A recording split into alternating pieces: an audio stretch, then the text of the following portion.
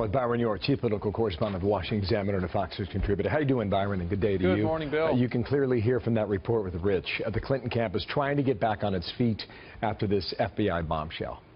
This really knocked them down, and they've been coming up with new defenses.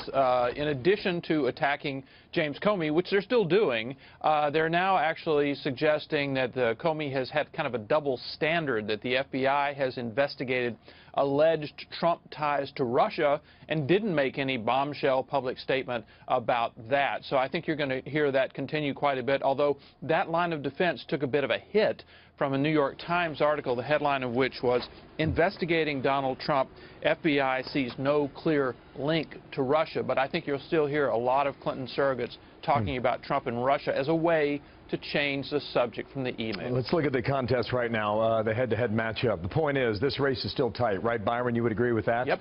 On our map behind us, she has an easier path. We believe it breaks down right now, 164 for him, 201 for her. If she, Byron, for the sake of this scenario, let's say she were to hold these traditional Democratic states like Wisconsin and Michigan, say she were to do okay in Virginia and hang on to North Carolina, she's just a few away from getting to 270. So where you go on the map to get the remainder? Maybe it's Colorado, perhaps? If not Colorado, look at Pennsylvania right here. The point is, in this scenario, Ohio, Florida, and Pennsylvania are still out there. If she were to take one of them, she would get to the number of 270 plus.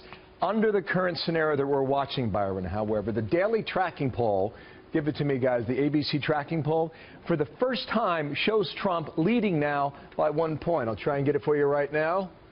There it is. Trump at 46, Clinton at 45, and that's, well, that shows you how close this is, Byron.